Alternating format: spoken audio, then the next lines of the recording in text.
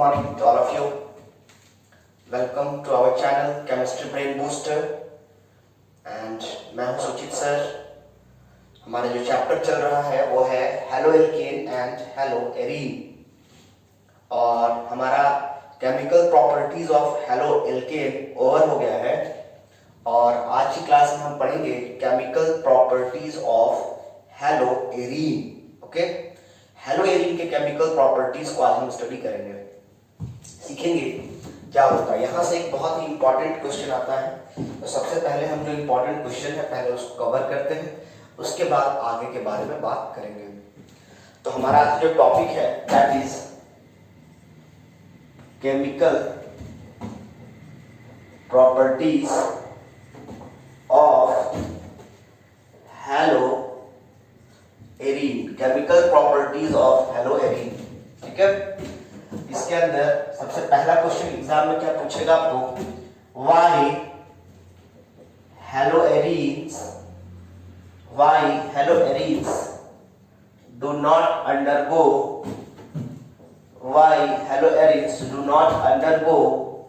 बहुत important question है, nucleophilic substitution reaction.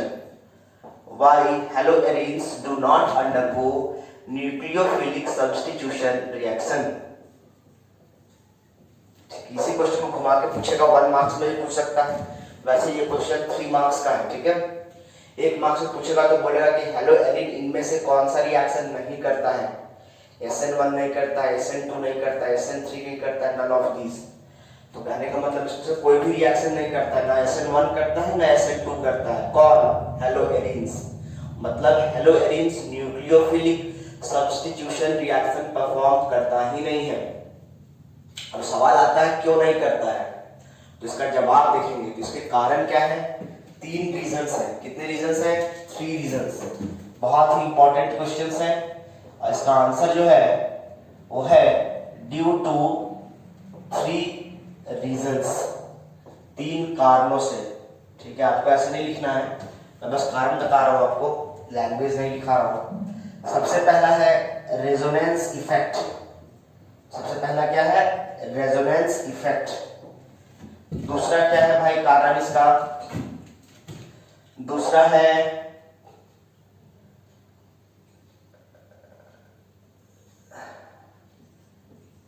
sp2 character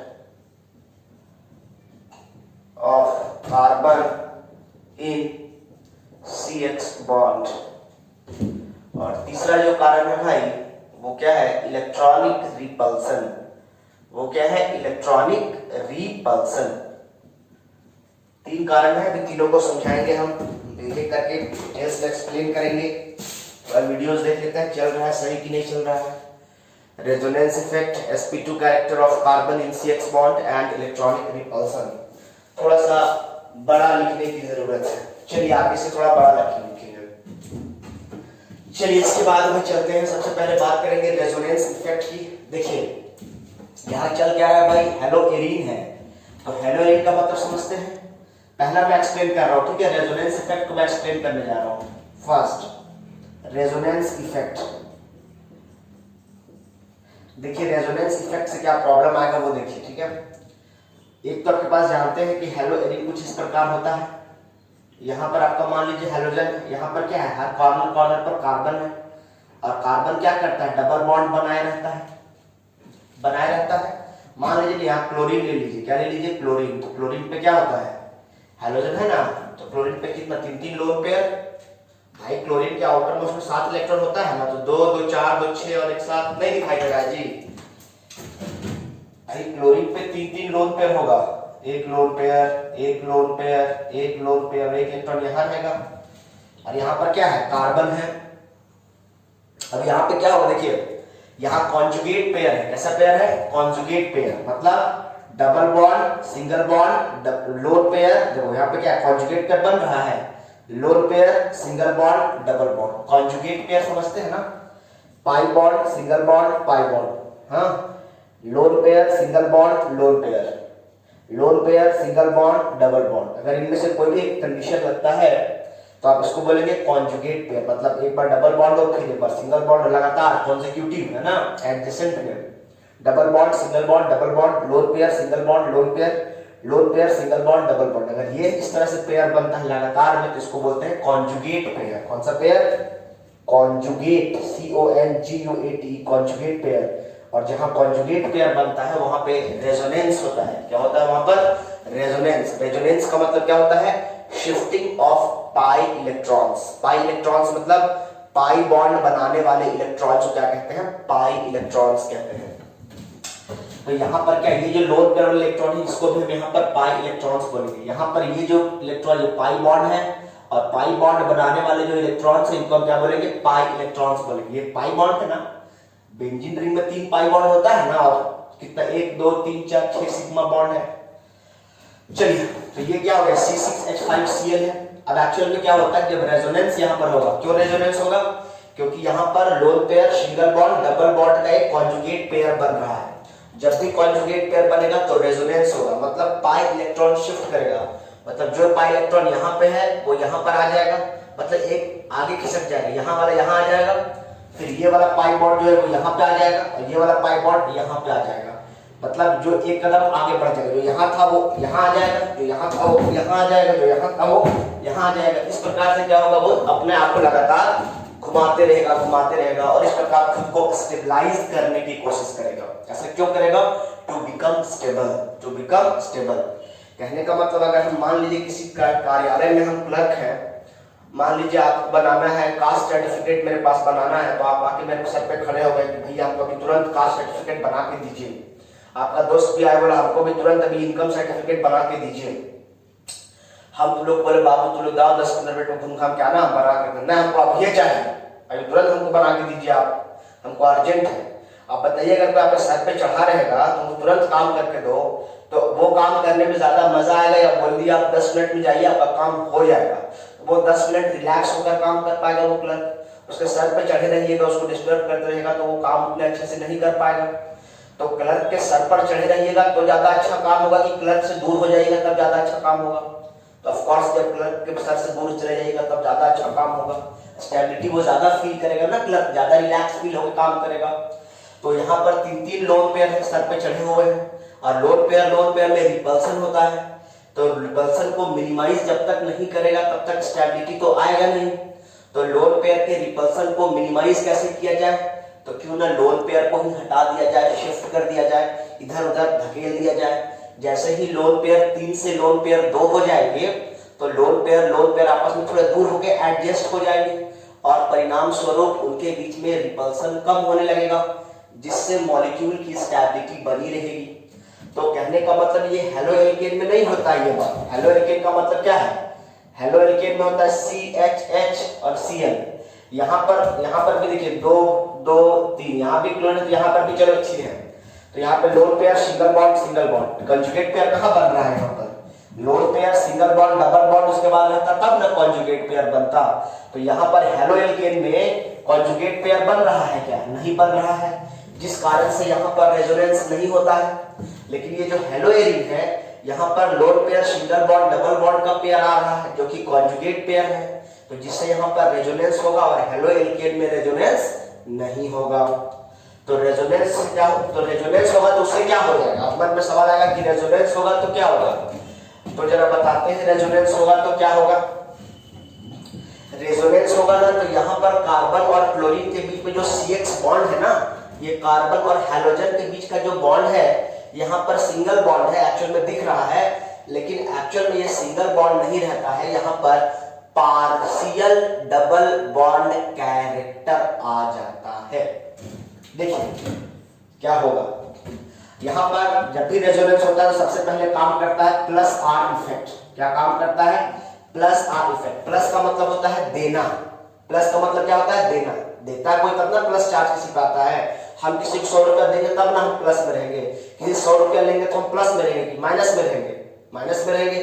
plus में कब रहेंगे? हम किसी को दिए हुए हैं।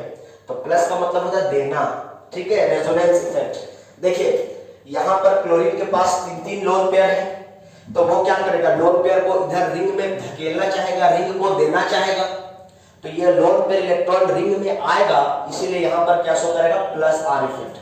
अब देखिए ये जो लोन पेयर इसके पास है वो रेजोनेंस सिखा रहे हैं आपको। ये जो लोन पेयर जो इसके पास है वो इस कार्बन को देना चाहेगा, लेकिन ये कार्बन जो है वो ऑलरेडी 4 बॉन्ड बना रखा है, 1 बॉन्ड, 2 बॉन्ड, 3 बॉन्ड और एक डबल बॉन्ड।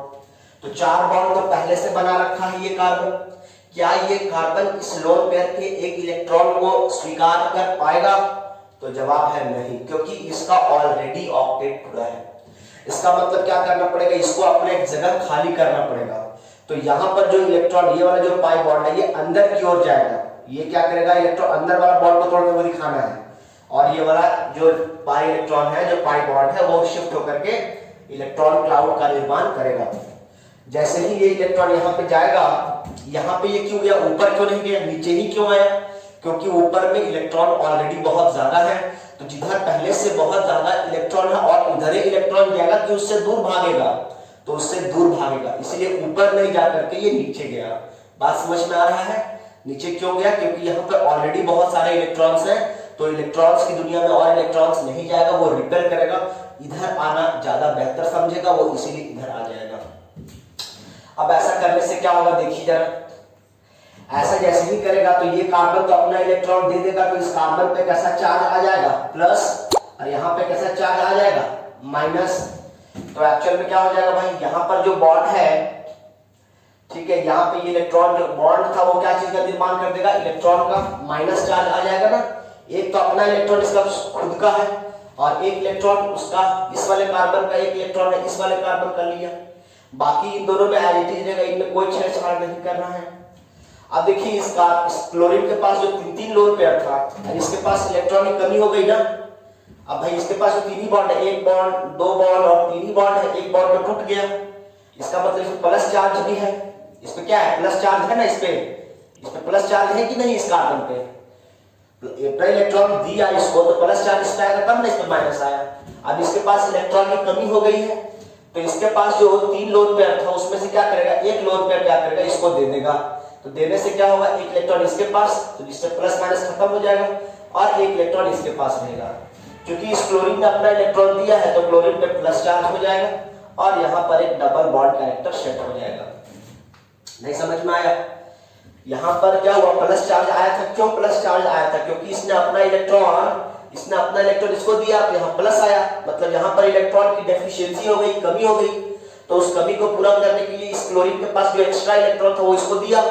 तो एक पेयर खत्म करना चाहता है, एक पेयर में 2 इलेक्ट्रॉन होता है, तो एक इलेक्ट्रॉन अपने पास रखा और एक इलेक्ट्रॉन कार्बन को दे दिया। तो कार्बन इलेक्ट्रॉन दिया, और पहले से कार्बन के पास क्या था, प्लस, तो पहले से प्लस था, और एक इलेक्ट्रॉन लिया, तो क्या हो गया, माइनस। तो प्लस माइनस क्या हो गया, खत्म। तो प्लस माइनस नहीं दिखा रहे हैं, बस खाली इलेक्ट्रॉन बच गया।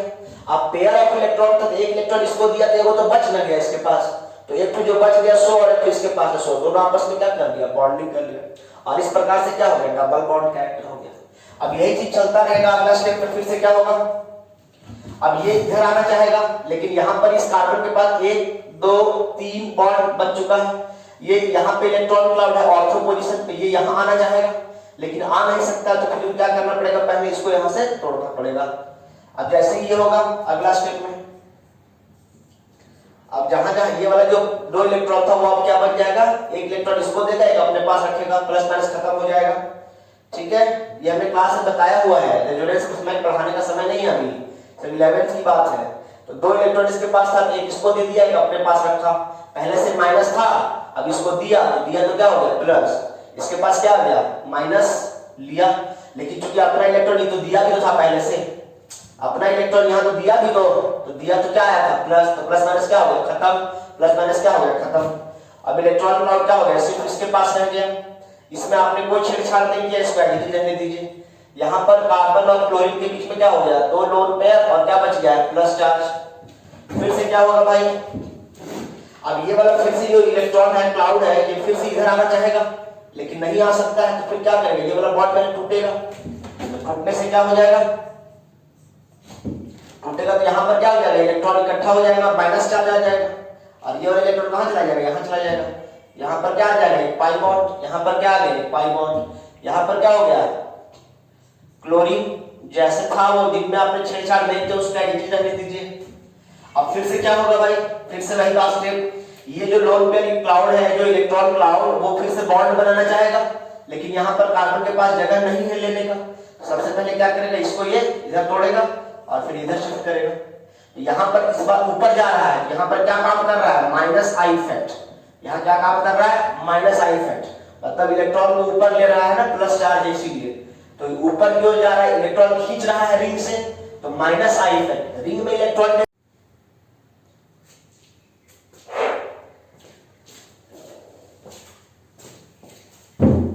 सॉरी यार, मेमोरी फुल हो गया था फोन का और वीडियो रिकॉर्ड होना स्टॉप हो गया था, तो कुछ करना पड़ा। इस बार कंटिन्यू करते हैं। तो कहने का मतलब ये स्टेप लगातार चलता जाएगा, ठीक है। यहाँ पे क्या काम कर रहा है, माइनस आई इफेक्ट काम कर रहा है। अब माइनस आई इफेक्ट का मतलब क्या हुआ, माइनस मतलब खींचना, यानी रिंग से इलेक्ट्रॉन खींच के बाहर ले जाना। तो ये वाला इलेक्ट्रॉन यहाँ जाएगा और जो इलेक्ट्रॉन जैसे था एज इट इज पहले की तरह हो जाएगा। तो इससे कंक्लूजन क्या निकल के आ रहा है, कंक्लूजन निकल कर आ रहा है कि जैसे हेलो एल्केन में क्या होता था, कार्बन और हैलोजन के बीच में सिंगल बॉन्ड रहता था, जबकि हेलो एरीन में रेजोनेंस की वजह से एरीन, ये क्या एलिफेटिक है, ये एरोमेटिक है, तो एरीन में कार्बन और हैलोजन के बीच में क्या हो जाता है, डबल बॉन्ड कैरेक्टर हो जाता है। अब जब डबल बॉन्ड और सिंगल बॉन्ड में किसको तोड़ना डिफिकल्ट है, तो भाई डबल बॉन्ड को तोड़ना डिफिकल्ट है। एक तो बॉन्ड स्ट्रॉन्गर हो जाता है और दूसरी बात पता है, डबल बॉन्ड जो होता है ना वो सिंगल बॉन्ड से कंपैरिजन में थोड़ा सा उसका लेंथ छोटा हो जाता है, ठीक है। तो डबल बॉन्ड जो होता है वो क्या होता है, स्ट्रॉन्गर होता है, किसके कंपैरिजन में, सिंगल बॉन्ड के कंपैरिजन में। और क्या होता है, शॉर्टर भी होता है। क्या होता है, शॉर्टर, थोड़ा बड़ा लिखते हैं, मतलब छोटा भी रहता है और क्या होता है, मजबूत भी रहता है। वैसे भी आप जानते हैं कि जितना बॉन्ड लेंथ जितना कम होगा, बॉन्ड स्ट्रेंथ उतना ही ज्यादा होगा। तो कहने का मतलब जब तक यहां से हेलो एरीन में क्या होता है, देखिए यहां पर एक्चुअल में अभी हम क्या पढ़ रहे हैं, न्यूक्लियोफिलिक सब्स्टिट्यूशन रिएक्शन। मतलब क्या हुआ, सब्स्टिट्यूशन का मतलब क्या होता है, एक का निकलना, हैलोजन का निकलना और उसके जगह पर दूसरा न्यूक्लियोफाइल आकर जुड़ जाना, उसी को तो सब्स्टिट्यूशन कहते हैं। एडिशन तो यहां नहीं हो रहा है, सब्स्टिट्यूशन हो रहा है। यानी जब तक एक निकलेगा नहीं उस जगह को खाली करके, तब तक दूसरा उसके जगह पर तो आ नहीं सकता है। इसका मतलब खाली तो पहले करना पड़ेगा।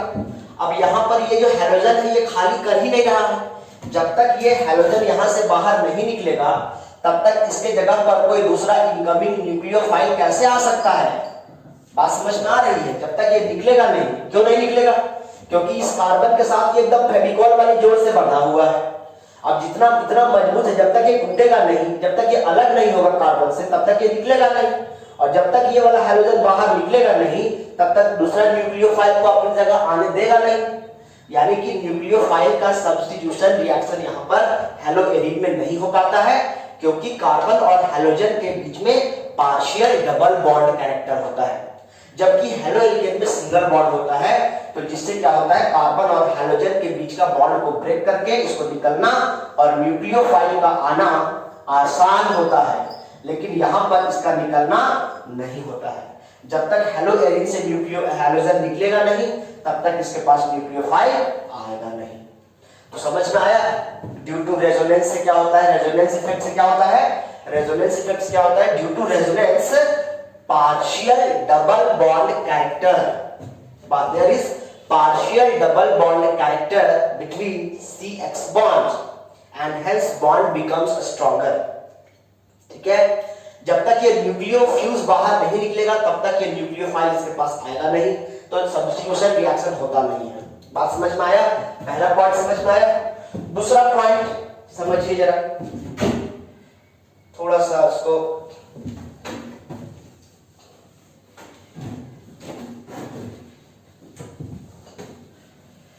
देखिए। दूसरा पॉइंट मैं समझाने की कोशिश कर रहा था, ठीक है, थोड़ा समझा भी दिया था आगे तक, मैं उसी में समझाता हूं आपको फिर से। ठीक है, देखिए मैं कंपैरिजन कर रहा हूं, दूसरा पॉइंट हम डिस्कस कर रहे हैं, ठीक है, पहला हो गया। दूसरा पॉइंट हम डिस्कस कर रहे हैं sp2 character, sp2 character of carbon in CX bond. ये सेकंड टॉपिक डिस्कस कर रहे हैं, इसको दूसरा कारण डिस्कस कर रहे हैं, क्यों hello arene nucleophilic substitution reaction नहीं कर सकता है। देखिए यहां पर ये जो हेलो एरीन है, ये क्या है आपके पास, हेलो एरीन, और ये क्या है आपके पास, हेलो एल्केन। अब हेलो एरिन में कार्बन और देखो कार्बन, ये वाला जो कार्बन है इसमें इधर सिंगल बॉन्ड है, इधर सिंगल बॉन्ड है, लेकिन इधर क्या है, डबल बॉन्ड है, यानी इस कार्बन में डबल बॉन्ड है। यहां पर हेलो एल्केन की बात करेंगे तो सारे के सारे कैसे बॉन्ड है, सिंगल बॉन्ड है, एक भी डबल बॉन्ड नहीं है। और जो कार्बन सिर्फ सिंगली बॉन्डेड से बना होता है वो कैसा हाइब्रिडाइज होता है, sp3 हाइब्रिडाइज्ड। जबकि जिस कार्बन पे क्या होता है, डबल बॉन्ड होता है, वो कार्बन कैसा हाइब्रिडाइज होता है जी, sp2 हाइब्रिडाइज्ड। अगर ट्रिपल बॉन्ड रहता तो कैसा हाइब्रिडाइज होता है जी, sp हाइब्रिडाइज्ड। तो यहां पर ये कार्बन सिर्फ और सिर्फ सिंगली बॉन्डेड है, इसीलिए हम इसको बोल रहे हैं कि ये sp3 हाइब्रिडाइज्ड है। ये यहां पर डबल बॉन्ड एक आ गया है, इसलिए हम इसको बोलेंगे ये sp2 हाइब्रिडाइज्ड है। अब यहां पर हम s कैरेक्टर देखेंगे तो यहां पर s का एक ऑर्बिटल है और p के कितने ऑर्बिटल है, 3, टोटल कितने ऑर्बिटल हो गए जी, 4। तो 100 को हम डिवाइड किया 4 से, 100 क्यों, क्योंकि परसेंटेज में बात कर रहे हैं ना। तो 4 ऑर्बिटल है, s के एक ऑर्बिटल और p के 3 ऑर्बिटल, टोटल ऑर्बिटल 4 है। तो 100 डिवाइड बाय 4 यानी 25%, यानी 25% s कैरेक्टर है और 75% p कैरेक्टर है। फिलहाल हमें s कैरेक्टर के बारे में बात कर रहा है, तो 25% s कैरेक्टर है किसका, कार्बन का। यहां पर s कैरेक्टर कितना है, 25%। यहां पर भी s का एक ऑर्बिटल है और p के 2 ऑर्बिटल, टोटल 3 ऑर्बिटल है। तो हमने 100 को 3 से डिवाइड किया तो 33.33% s कैरेक्टर, यानी इस यहां पर s कैरेक्टर 33% है हेलो एरिन में, जबकि हेलो एल्केन में s कैरेक्टर कितना है जी, 25%। यानी s कैरेक्टर ज्यादा है किसमें, हेलो एरिन में। एक बात समझिए, कार्बन वैसे तो इलेक्ट्रोनेगेटिव एलिमेंट नहीं है, लेकिन कार्बन की इलेक्ट्रोनेगेटिविटी अगर कभी चेक करनी हो तो कार्बन की इलेक्ट्रोनेगेटिविटी उसके s कैरेक्टर से मेजर किया जाता है। जिस कार्बन का s कैरेक्टर ज्यादा होता है उस कार्बन की इलेक्ट्रोनेगेटिविटी भी ज्यादा होती है, यानी कार्बन की electronegativity is directly proportional to its s character. s orbital का कितना हिस्सा हाइब्रिडाइजेशन में पार्टिसिपेट किया है। तो कहने का मतलब यहां पर 33% s कैरेक्टर है, इसका मतलब यहां पर भी कार्बन है और यहां भी कार्बन है, लेकिन इस कार्बन का चूंकि s कैरेक्टर ज्यादा है इसलिए ये कार्बन ज्यादा इलेक्ट्रोनेगेटिव है। इसका मतलब अपनी तरफ इलेक्ट्रॉन को खींचकर, पकड़कर, जकड़कर रखने की क्षमता ज्यादा है किसके पास भाई, इस कार्बन के पास, as comparison to this carbon. यानी कार्बन जो है, यहाँ पे ये कार्बन है, जरूर ये भी हाइड्रोजन को पकड़ के रखा है, यहाँ पर ये भी कार्बन, ये भी हाइड्रोजन को जरूर पकड़ के रखा है, लेकिन ये कार्बन जितने मजबूती से इस हाइड्रोजन को पकड़ के रखा होगा, देखो हाइड्रोजन भी इलेक्ट्रोनेगेटिव और कार्बन भी इलेक्ट्रोनेगेटिव। हम भी किसी से प्यार करते हैं और वो भी हमसे प्यार करती है। अब हम दोनों एक दूसरे को प्यार करते हैं तो वो बॉन्ड क्या होगा भैया, मजबूत होगा। लेकिन इसमें क्या होगा, इसमें फिर हाइड्रोजन इलेक्ट्रोनेगेटिव है, मतलब हाइड्रोजन को सिर्फ चिंता है कि वो मेरी रहे, लेकिन ये जो है वो उसको उल्टा प्यार नहीं कर रहा है, यानी एक तरफा मोहब्बत हो गया। अब भैया एक तरफा मोहब्बत ज्यादा मजबूत की दोनों तरफ वाला, one sided love is more harmful than poison, than even than chloroform कह सकते हैं आप, even than rat killing poison से भी ज्यादा। आप समझते हैं यार, आपको समझाने की जरूरत नहीं है, आप तो लव गुरु है। देखिए, तो कहने का मतलब यहां पर इसके पास s कैरेक्टर क्या है भाई साहब, कम होने के कारण ये जो कार्बन है ये हाइड्रोजन को उतना पकड़ कर नहीं रख पाएगा जितना ताकत से ये कार्बन इस हाइड्रोजन को पकड़ कर रखेगा। अब पकड़ कर रखेगा मतलब क्या, खींच के रखेगा। जब खींच के रखेगा तो क्या होगा, इसका जो बॉन्ड लेंथ है और इसके जो बॉन्ड लेंथ है, यहां भी कार्बन हाइड्रोजन बॉन्ड है, यहां भी कार्बन हाइड्रोजन बॉन्ड है, लेकिन ये कार्बन हाइड्रोजन बॉन्ड जो है इसका बॉन्ड लेंथ कम है।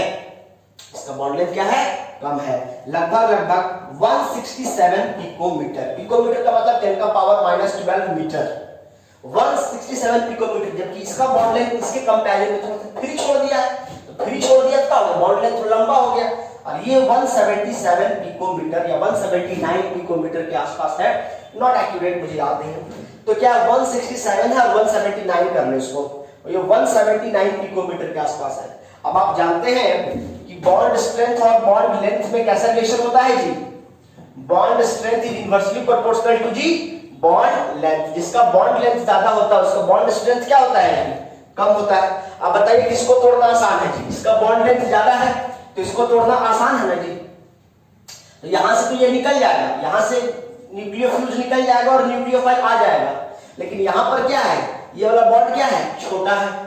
तो छोटा होने के कारण ये वाला बॉन्ड क्या है, मजबूत है। तो ये वाला बॉन्ड टूटेगा नहीं, यानी यहां से ये निकलेगा नहीं, और जब तक ये निकलेगा नहीं तब तक दूसरा इसके पास आएगा नहीं। तो कहने का मतलब यहाँ पर हेलोएरिन में ये इसके पास क्या है, एस कैरेक्टर ज्यादा होने के कारण ये वाला बॉन्ड लेंथ छोटा है, जिससे ये वाला बॉन्ड मजबूत है इसके कंपैरिजन में, क्योंकि ये वाला बॉन्ड लंबा है और ये वाला बॉन्ड कमजोर है। यहाँ पे बॉन्ड कमजोर था, इसीलिए RX में क्या था, बॉन्ड ये वाला कमजोर था, लंबा था। देखो R और X में क्या था, R का मतलब एलिफेटिक, ये वाला बॉन्ड लेंथ कितना है 179 पिकोमीटर है, जबकि ARX में क्या है, ARX में क्या है, बॉन्ड लेंथ छोटा है, ये कितना है 167 पिकोमीटर है। तो ये वाला बॉन्ड छोटा है तो ये वाला बॉन्ड क्या है, मजबूत है। AR मतलब एराइल, R मतलब एल्काइल। अब यहां से ये तो निकलेगा नहीं, जब तक ये यहां से निकलेगा नहीं तब तक इसके पास इनकमिंग तो आ नहीं पाएगा ना कोई। लेकिन ये क्या है, बॉन्ड लेंथ ज्यादा लंबा है, मतलब ये बॉन्ड क्या है, वीक है। और जब ये बॉन्ड वीक है तो यहां से ये आसानी से निकल जाता है, और जब ये निकल जाता है तो इसके पास न्यूक्लियोफाइल आसानी से आ जाता है। तो समझ में आया sp2 कैरेक्टर का क्या रोल है यहाँ पर, सो s कैरेक्टर का क्या रोल है, समझ में आया। sp2 कैरेक्टर भी लिख करके यहाँ पे s कैरेक्टर लिखो, s कैरेक्टर। तीसरा क्या है, इलेक्ट्रॉनिक रिपल्सन। इसको समझिए जरा, इलेक्ट्रॉनिक रिपल्सन जरा समझिए। इलेक्ट्रॉनिक रिपल्सन इसी में समझा देते हैं। देखिए आप एक बार समझिए, न्यूक्लियोफाइल यहाँ पे क्या चल रहा है, न्यूक्लियोफिलिक सब्स्टिट्यूशन रिएक्शन। मान लीजिए कि मैं एक न्यूक्लियोफाइल हूं। न्यूक्लियोफाइल मतलब क्या होता है, plus loving, nucleus loving, plus loving. इसका मतलब मैं प्लस से प्यार कब करूंगा, जब मेरे पास बहुत सारा माइनस होगा, यानी मैं इलेक्ट्रॉन रिच। न्यूक्लियोफाइल क्या होते हैं, इलेक्ट्रॉन रिच होते हैं। क्या होते हैं, इलेक्ट्रॉन रिच होते हैं। अब जो न्यूक्लियोफाइल के पास पहले से इलेक्ट्रॉन बहुत ज्यादा है, क्या वो इलेक्ट्रॉन की तरफ आने की चेष्टा भी करेगा, नहीं समझा। कहने का मतलब न्यूक्लियोफाइल है, न्यूक्लियोफाइल तो वो तो न्यूक्लियोफाइल है, मतलब वो प्लस से प्यार करेगा ना, वो इलेक्ट्रॉन से प्यार तो नहीं करेगा, क्योंकि वो ऑलरेडी इलेक्ट्रॉन रिच है। जब वो इलेक्ट्रॉन रिच है तो वो इलेक्ट्रॉन से प्यार क्यों करेगा। तो कहने का मतलब वो इलेक्ट्रॉनिक रिपल्सन शो करेगा। तो यहां पर क्या होगा, इलेक्ट्रॉनिक रिपल्सन। अब यहां पर देखिए क्या हो रहा है, यहां पर इसके पास देखिए क्या है, यहाँ पे पाई बॉन्ड है, यहाँ पे इलेक्ट्रॉन की भरमार है, यहाँ पर एक्स्ट्रा इलेक्ट्रॉन आ रहा है, देख रहे हो। अब यहाँ पर एक्स्ट्रा इलेक्ट्रॉन, अब यहाँ पे इसको निकलेगा, अब यहाँ पे कोई न्यूक्लियोफाइल को आना है। अब यहाँ पे न्यूक्लियोफाइल के पास क्या होता है, इलेक्ट्रॉन रिच होता है, इसके पास पहले से इलेक्ट्रॉन ज्यादा है। देख लो यहाँ पे पाई बॉन्ड है, पाई इलेक्ट्रॉन्स यहाँ पर है, यानी पाई इलेक्ट्रॉन का क्लाउड यहाँ पर क्या है, ज्यादा है, इस कार्बन के पास नहीं है। यहाँ पे एक इलेक्ट्रॉन यहाँ पे ऑलरेडी 4-5 इलेक्ट्रॉन हो जा रहा है, जबकि यहाँ पर इलेक्ट्रॉन कितना है, सिर्फ एक ही इलेक्ट्रॉन यहाँ पर है।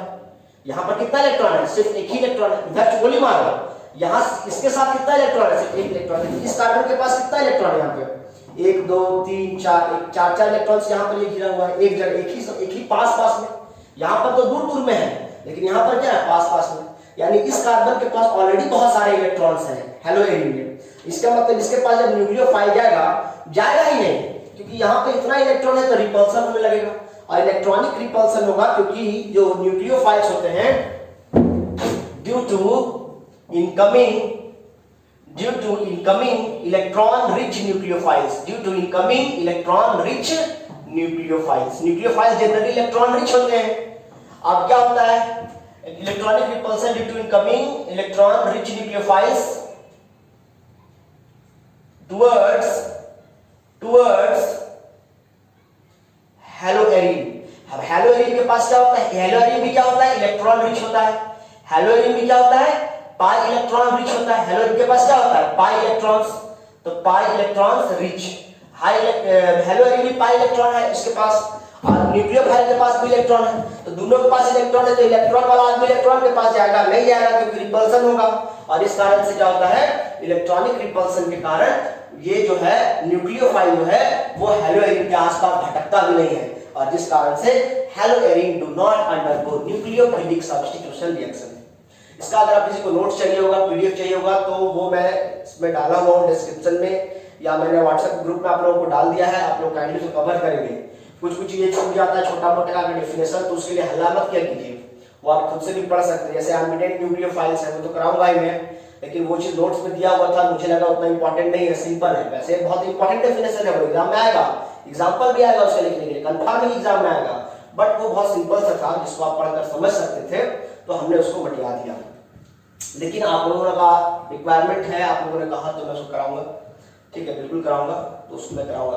तो इसको मैं अभी वीडियो पे ही रखता हूँ, इसके बाद और भी कुछ इंपॉर्टेंट रिएक्शन देखेंगे। अभी हम क्या पढ़ रहे हैं, केमिकल प्रॉपर्टीज ऑफ हेलोएरीन, जिसमें एक सबसे इंपॉर्टेंट क्वेश्चन यही था। इसके बाद जो हम कराएंगे वो तो बस कन्वर्जन के काम आएगा, बट वो एग्जाम के पॉइंट ऑफ व्यू से उतना इंपॉर्टेंट नहीं है, एक मकसद कन्वर्जन वहां से बनेगा। लेकिन ये क्वेश्चन 3 मार्क्स का है, ये इंपॉर्टेंट है, काइंडली इसको आप कवर करेंगे, ठीक है। Thank you.